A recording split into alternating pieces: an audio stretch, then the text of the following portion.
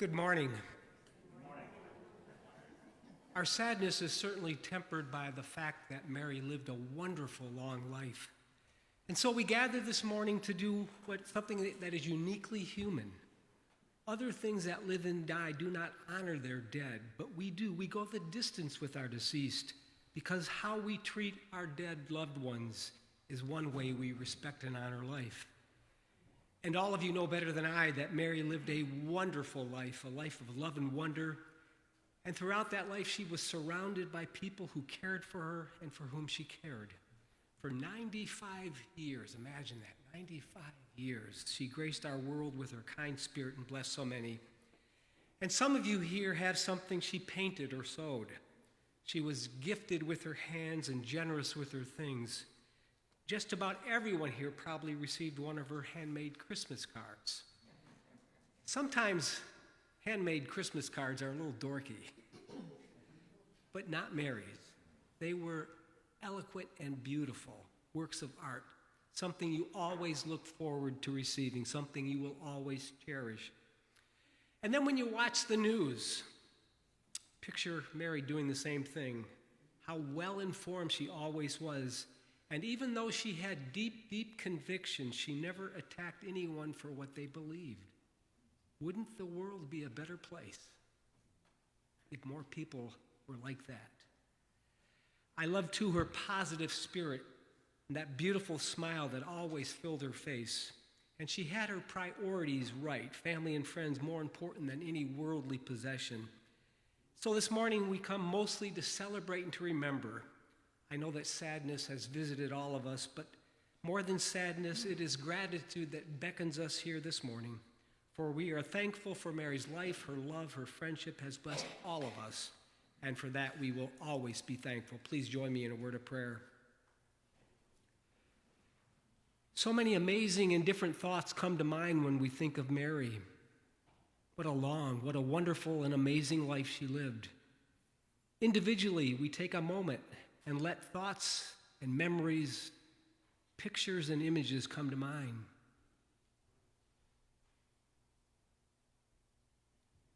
We hold in our hearts and our thoughts those most touched by Mary's death, Donald and Stephen, Linda and Susan, their children and all the members of their extended families. We cannot pretend to make amends for you, but we who are here and those who are absent but are thinking of you can give you the continuing promise that we shall walk quietly beside you, seeking to understand the depth of your loss, offering encouragement and support. And so today we gather to celebrate Mary's life and her spirit, not only who she was, but what her life has meant and will always mean to us. Grant that all of us may hold on to shining moments of memory, that we may carry these in our heart as a candle, a companion in our darkness. We believe that even in times of sadness, there is always room for laughter. May we remember that the joy that comes from loving and friendship remains with us, for it is through each of us that Mary's memory stays alive, that what she stood for will be carried forth. So may we remember her smile, her companionship, her life. So be it, for this is our prayer. Amen.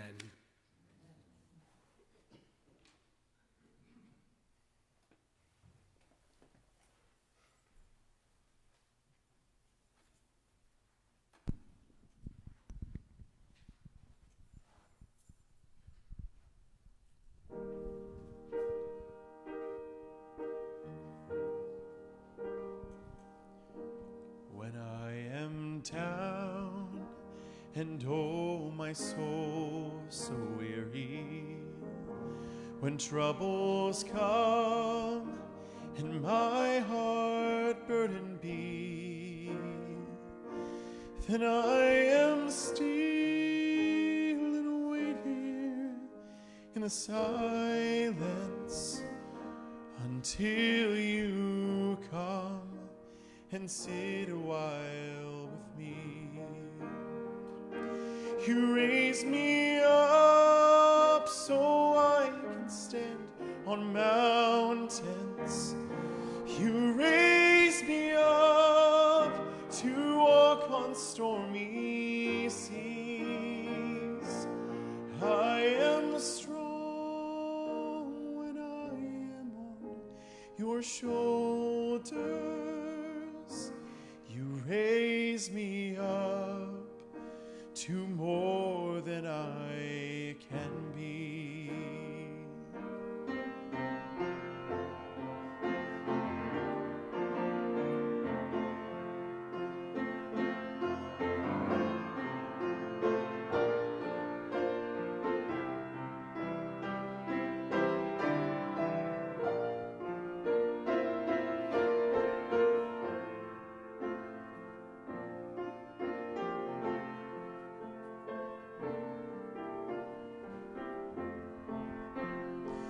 You raise me up so I can stand on mountains.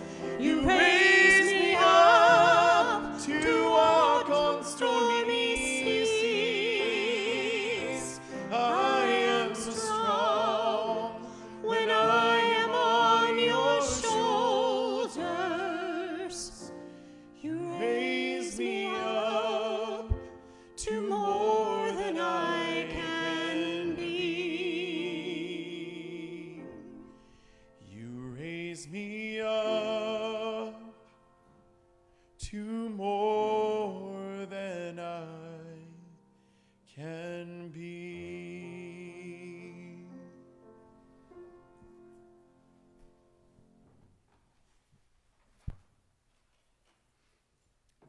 That was beautiful. I can hardly wait for the next one. And now please join me in reading this psalm, Psalm 23, a psalm that has spoke to people throughout the centuries. The Lord is my shepherd, I shall not want. He maketh me to lie down in green pastures. He leadeth me beside the still waters. He restoreth my soul. He leadeth me in the paths of righteousness for his name's sake. Yea, though I walk through the valley of the shadow of death, I will fear no evil, for thou art with me. Thy rod and thy staff, they comfort me. Thou preparest a table before me in the presence of mine enemies. Thou anointest my head with oil. My cup runneth over. Surely goodness and mercy shall follow me all the days of my life, and I will dwell in the house of the Lord forever. Amen.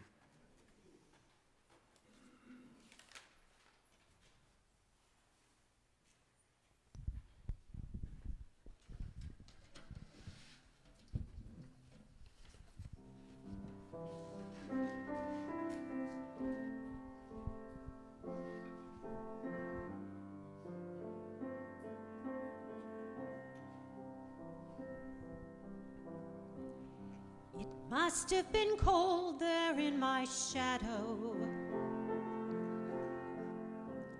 to never have sunlight on your face. You were content to let me shine, that's your way.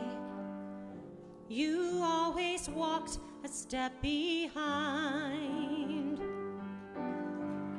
So I was the one with all the glory,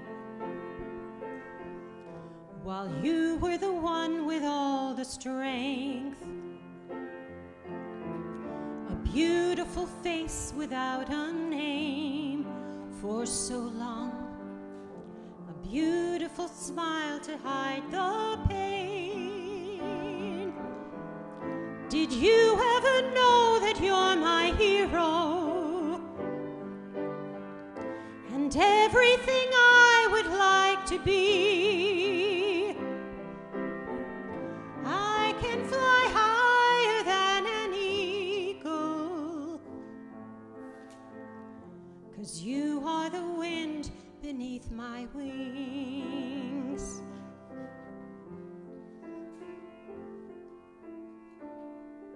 It might have appeared to go unnoticed,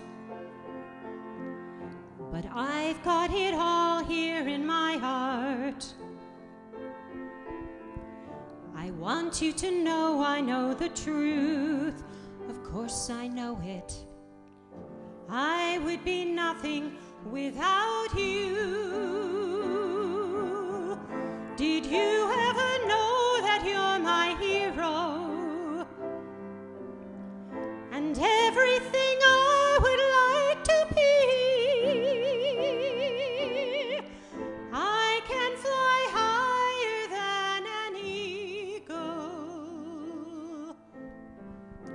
'cause you are the wind beneath my wings. 'Cause you are the wind beneath my wings.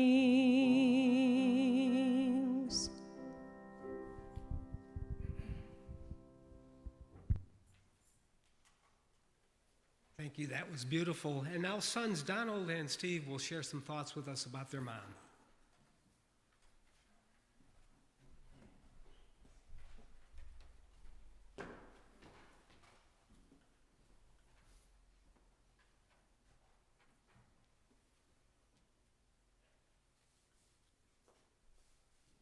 Just give me a minute. I got to prepare myself here.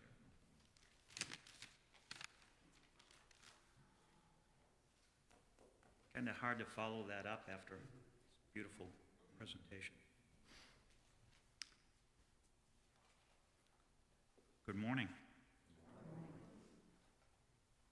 My mother would say, "How about that weather?" That's usually how she started most conversations.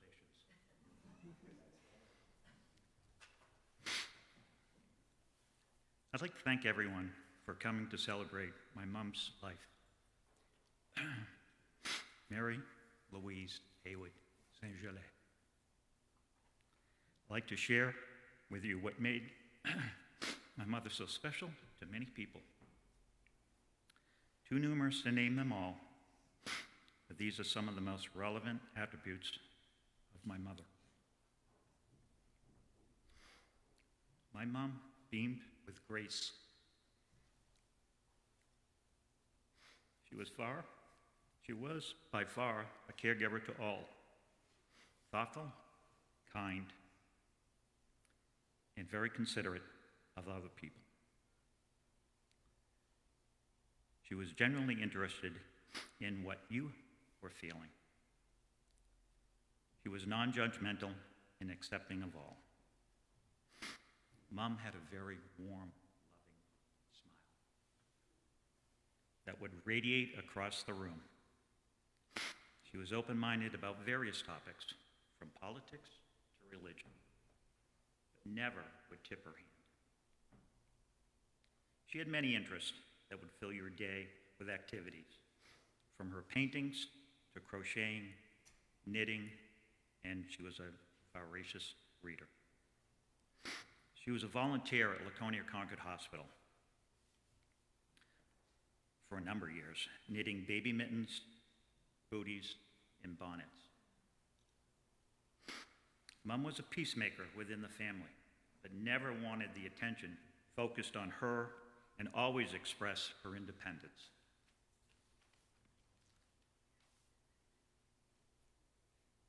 My mother was an accomplished, self-taught artist with scenes of all four seasons.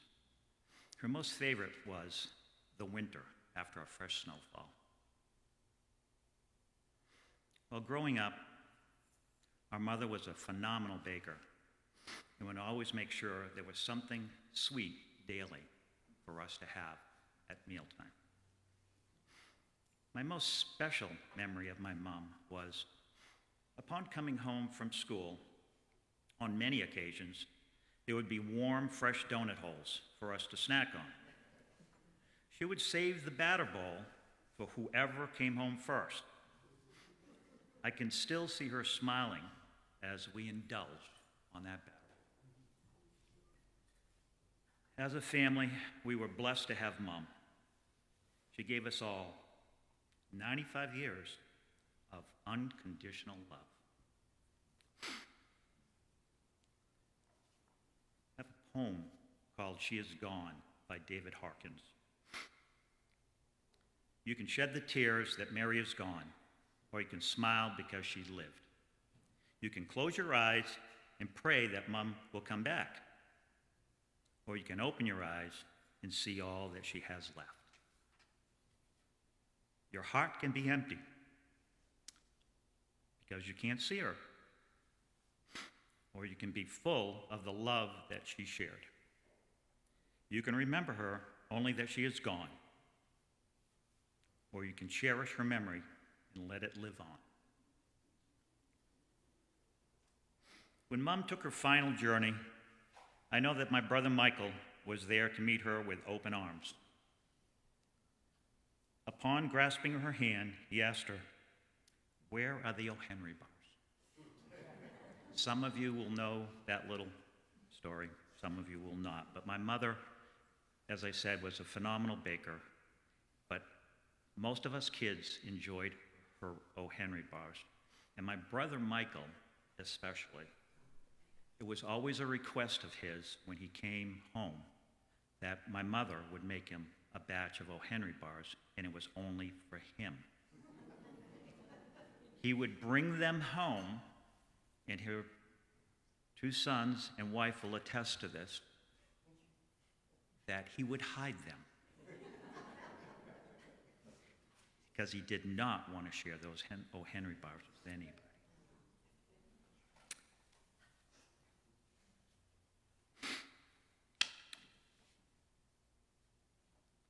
Grief never ends, but it changes. It's a passage, not a place to stay. Grief is not a weakness, nor a lack of faith. It is the price of love.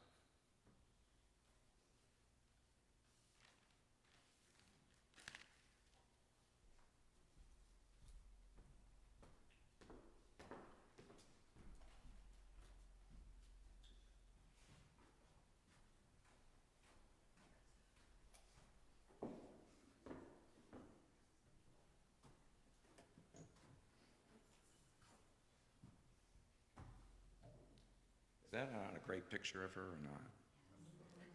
That's what made my father settle down. Thank you all for coming today. Give me a second also here to get old age here, getting glasses.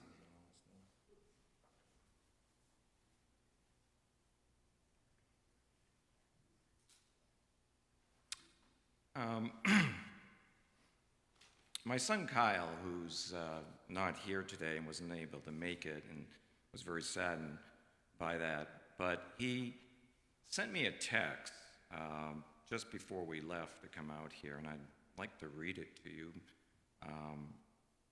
because it has a very special meaning, and I'll explain why. And I quote, "It goes without saying that Grandma was such a pleasure to be around. I was always at peace when I was in her presence, and she always showed great interest in anything I had to say. She was a treasure." I share this with all of you tonight, today, that there's several comments here or underlines that I have here that he said that I feel encapsulates her character and everybody that she touched. One is where he says, "Always a pleasure to be around." The other one, "Always at peace when I was in her presence." And the third is, "Always showed a great interest in anything I had to say." These words I heard throughout my entire lifetime from friends, relatives, neighbors, her friends. And to listen to those words then makes me think of her grandmother, or my grandmother, excuse me. To know my mom was to know my grandmother. They were cut from the same mold, exactly the same. When we were kids, even when we were teenagers, all through our childhood, and my grandmother, every time we'd visit her or she'd come over, whichever the case may be, she was so happy to see us, but also very interested in what we had to say. She was a pleasure to be around. We were always at peace when we were in her presence, and she always showed a great interest in what we had to say. And so when I think of my mom, I think of my grandma. As Donald said on his eulogy, that, yeah, Mom was a great cook. She baked, did she bake all the time? There was always constant like the old Henry bars, or obviously I had here as well. God, Donald talked about her donuts. I'm telling you, these things, you had these things, there's no way you're going to Dunkin' Donuts. Okay, these things are just knock your socks off.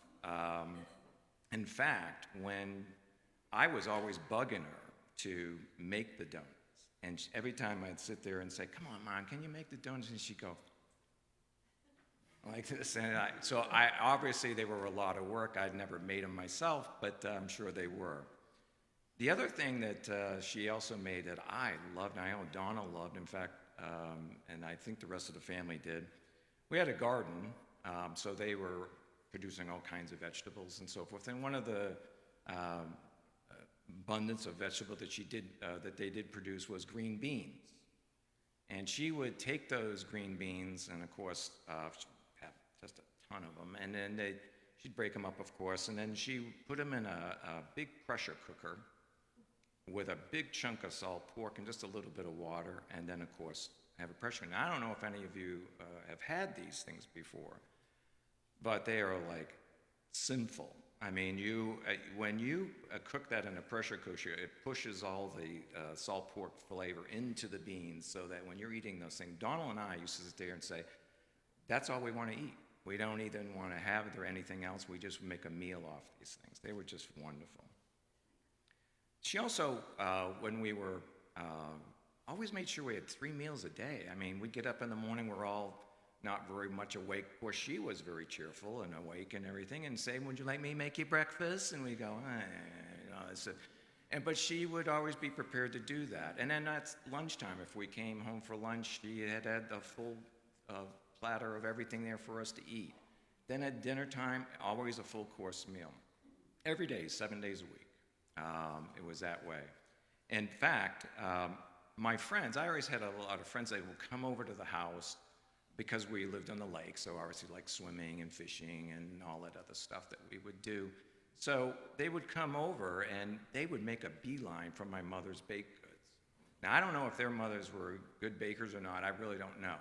But you would have thought they never eaten bakery before, because they would come over and they would just constantly go after these baked goods. During the high school years, my mother worked for the school lunch program, helped out there. And all my friends would be going through the school lunch program, and they'd be yelling out to her in the cafeteria. She's with all the other ladies, and saying, "Mrs. Angeles, we love those, either it was the old Henry bars or the cakes or the cookies or whatever." And all the women would try, and she just would sit there and smile. "Well, thank you very much." And so forth. And of course, my father had a different message for them: keep your hands off. Okay? So, but yeah, she was just great when it came to that. One other little story I'd just like to share with you is it's kind of related to my mom's cooking. It's just to show you the risks that my friends would take to get my mother's baked goods. There was a time where, because on the lake, we had a boat. And it was a fun little boat that we just play around in. But it was tippy, And one of my friends, Joe Estes, bugged me all the time. "Come on, can I drive the boat? Come on, let me drive the boat." I go, "No." I said, "Because you're going to flip it over." And so he'd bug me, and finally convinced me one day, against my better judgment, to let him drive the boat. And we went out. And sure enough, he's out there, he's doing this, and I'm, "Joe, you're going to flip the boat." Sure enough, he jerks it a particular way, and the boat literally goes just like this. It's just like somebody just kicked me right out of the boat, and I went flying, he went flying. I went in the water, I come up, the boat was literally upside down. Okay, engine up like this, props going like this, and I come up, and then it just goes, and of course I had a lot of choice words for Joe, which I can't mention here in church, but meanwhile, what's going on is my father is at the Scott Williams, which was down where, if you know where the O's restaurant is, he was down in that area. And there's all this commotion. Of course, when something happens on the lake, the sound travels a lot. And when that happens, The fire department had heard about it. They started getting a boat ready to go out there. We were fine, by the way. We were okay. The boat didn't sink. It just flipped it because it had styrofoam in the seats. But there's all this commotion at the Scott and Williams. And they started saying, God, somebody's flipped the boat out there. My father's like, oh, whose boat? He's looking out and he sees the color. Our color of the boat was like an aqua color. And so he goes, that's our boat. And so he makes a beeline home to our house. And meanwhile, he comes home and the garage door's open to the house. And he's like, well, there's a garage door open. And so he goes in, and if you know our house, he had when you entered the garage door area, there was a pantry, and then the kitchen you could see right straight in. And he goes to shut the door, and there's one of my friends, Mike. Now keep in mind, we're out in the middle of the lake with the boat upside down, and he's at his hands in the kitchen, in the refrigerator, and as well as on the baked goods. And he goes, Mike, what are you doing? And he goes, oh, Steve flipped over in the boat out there. And he goes, I know, but what are you doing? And so the point was, this is the type of risk they would take just to get to my mother's baked goods. So the other thing is that my mom used to, does anybody know what her favorite form of entertainment was? Can anybody tell me? It was the phone.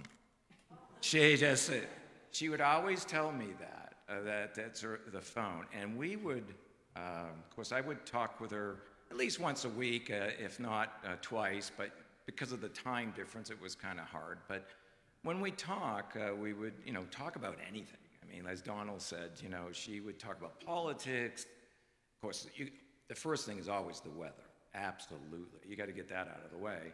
But then we go through the family tree, but she would talk about anything. And from my wife Yvonne, who, by the way, is sorry she wasn't here. She was here for the cemetery ceremony yesterday, but she has a special event with her son that she's in Chicago right now. She had to leave last night, so she sends her thoughts and prayers to everyone. But she would always laugh because she says from our end of it, on our side of it, talking on the phone, this is what it would sound like on our side, and her listening to me talk to my mom. Sure, but, that was pretty much, that went on for an hour, okay? So then my mom would always say at the end, he said, well, don't you have anything to say? And I said, but she just loved to talk, and that's why she used to say, well, it's my favorite form of entertainment. She used to always tell me that all the time. She also was, for the neighborhood, she was like our neighborhood mom, meaning what I mean by that, we grew up on a small street. It wasn't just a few houses, but we had a lot of kids on the street from all ages. And again, because we lived on the lake and so forth, everybody would gather at our beach and have fun over there, and we'd have really young kids to teenagers and so forth. But guess who was the chaperone? My mom. She'd sit down there on a lawn chair and watch us. But what the neighbors didn't know is she didn't know how to swim. So, but it was okay because we had a lot of us could swim very well and so forth. But we used to get such a kick out of it. I used to ask her, I said, didn't you ever feel nervous that you couldn't? She goes, well, I figured one of you jump in and take care of it, so forth. And of course she was a great artist, as Donald had said, as a lot of you all know. Her just amazing paintings and everything that she's done. And what's amazing about it is that she never had any, that I'm aware of anyways, any training or went to school for it or anything like that. In fact, she always told me that it was, that she took after her grandfather, that her grandfather had the same talent as she had the same talent as he did. And in fact, in their apartment, there's this big tray, a big iron tray. It's probably about, I don't know, like this big, I guess. And she used to say to me, goes, Steve, that's my grandfather's tray. And there was a painting on it. She says, yeah, there's probably about 7 layers of paintings on this thing. She says we would just keep painting over it. And That thing's got to be like 150 years old. I mean, it's an antique, but just amazing. She would just paint on anything. And you already mentioned the cards, which were great there. She used to, when she lived at the apartment, she used to always get coaxed into getting to enter a contest with her paintings or to sell them. She wasn't into selling them or anything like that. In fact, she used to get knocks on the door. Babe, do you want to sell that? And she'd say, no, you can just have it. You know, she just would give it to people. But she did one time, she told me, she says, yeah, I finally entered this contest. And I said, oh, really? And then she goes, yeah, the Laconia Hospital had a contest. I said, oh, so you put one of your paintings down there? And she goes, yeah. I said, well, so how'd you go? I said, no, I won. So she goes, she just said it nonchalant, very humble. And I'm like, well, great. And she goes, yeah, it's okay. But anyway, she was amazing and when it comes to being artistry. And because she grew up on a farm, she loved animals. Didn't matter what. I mean, birds, turtles, dogs, cats, rabbits, everything we had. And what was comical was with her, and she'd always be talking to them. We'd a lot of times be in the living room watching TV, but you'd hear her talking, and you're like, who's in the kitchen? My mom. Oh, no, it's just a dog. And she's talking to the dog and so forth, but she was just, the animals, as you can see, just loved her. Then I met my wife, Yvonne, several years ago, and my wife at the time, well, she wasn't my wife at the time, but we were dating, that she lived in Orange County, and I don't know if for any of you here know Los Angeles very well, but in Los Angeles, you've got the city of Los Angeles, or the area they call it Los Angeles County, and then on the northern side, which is where we live, is it called Ventura County. It's up by the Ronald Reagan Library, just to give you a sense of where it is. And then on the other side of Los Angeles is called Orange County, which probably a lot of you have heard the name before. It's a very big county. So she lived down there, and it's a really quaint area called Seal Beach. Just a very quaint little town right on the ocean. And so I used to drive down anyways on the weekend, and she used to drive up too to see me. But when I would drive down, it was about an hour and a half, 2 hours to get to her. And so at that time I'd call Mom and talk to her in the car. And she could tell that I was in the car. So she would always start off by saying, where you going, Stephen? And I'd go, well, I'm going down to see Yvonne. She goes, your life's gonna change, Stephen. And she'd have this little devilish accent at the end of it. Like I said, you're really enjoying this, aren't you? And she goes, yes, I am. But she was funny. Then there's times too through her life that just tremendous respect that I have for her and Dad, that they went through some challenging times, which a lot of you I'm sure did too. But back when we were really little, my father used to travel, not a lot, but when he did go, he'd go on these very long trips, like down to usually South America and Brazil, and for the company he worked for at the time, Scott Williams, and anyway, she would be left with the five of us and hellions, and she's having to run the house, do the food shopping, the cooking, the cleaning, the whole 9 yards, and then take care of us, and of course, we're always fighting, and now so she's breaking up all kinds of fights and everything with us. So that was obviously challenging for her. And then the other thing was that there was once or maybe twice, my father, back when we were really young, it was just a one-income family. My mother was a stay-at-home mom, and my father, his company went on strike. So to start with, first of all, they were making, it was hard for them to make ends meet in the first place. They didn't have any extra money to do a lot of extra things.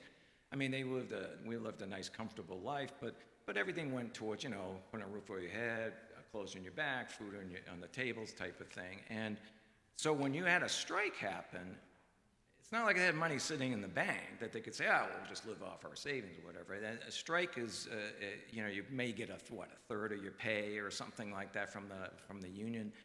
But he did pick up some jobs. I know he worked at Uncle Bill's and our grandfather's hardware store that helped make ends meet. But still, that's very challenging, very stressful to go through like that. Especially not and she handled it like a champ. And I'm sure, I know my father really appreciated it. And the last thing I'd like to, before closing, is that the one thing I've always respected my mom about, of course, many things, but there's one thing that always stood out to me was that her decision, and I know you may say, well, it's that era, but still was when she made the commitment to convert to Catholicism, be a Catholic. And to me, that is just the ultimate commitment, not that to be a Catholic, but just to make that commitment to join any religion, doesn't matter what it is. And I don't know if I could do that. I don't know if a lot of you could do that. But I even brought it to my father's attention years later, just asking him. I don't know how it came up, but we were just talking, and I said to him, I said, that was pretty amazing what Mom did. And he goes, yeah, because it is. And he says, and I said to him, I said, could you have done that? And he was stumped. He just, of course, I know it was just tough, and it was that era. But the point is just to make that commitment, not complain, not say you made me do this or any of that stuff. She just stood there and was a true partner, the best spouse any man could have asked for. So in closing, I'm sure you've all heard the saying, we are all a product of our environment. I believe I can speak for my brothers and sisters that we are beyond grateful to the Lord our God for the blessing of Mom and Dad. Our childhood environment could not have been better if Norman Rockwell had painted it. God blessed us with our own Norman Rockwell, Mom. Words cannot express how much we will miss you. May the angels take you under their wings and reunite you with all that have passed before you, your parents, Dad, Michael, and your siblings. May God bless you with the heaven you deserve. You'll always be in our thoughts and prayers. We'll see you on the other side, and when we meet, we'll chat, telling you about our first day in heaven.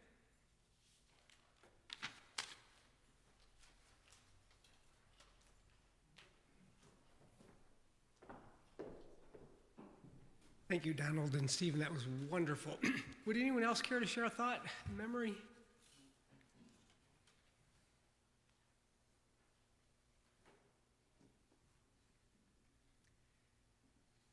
If not, then we'll close by singing hymn number 547, Amazing Grace.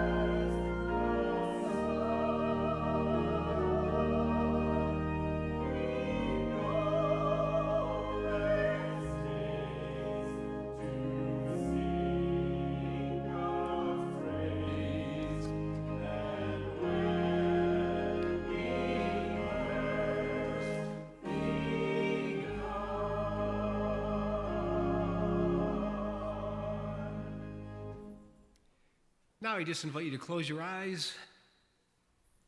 Let wonderful memories flood your mind. Whisper a quiet thank you to your Mary. But don't simply build a shrine in your heart to her memory. Do what she did. Live the good life so that your life, like hers, will be worthy not only to be remembered, but celebrated for years to come. And then on behalf of Mary's family, I thank you not only for your presence here this morning, but for all the love and support you've offered them. You're all invited to O's to continue to share some wonderful stories, and you made me very hungry, so enjoy some good food as well. And then go forth holding on to this idea that a life well lived doesn't end any more than music ends. It echoes through time with whispers of beauty and grace. If we listen, we can hear the encore in our hearts, for the song plays on as surely as Mary's love will always live on. Amen.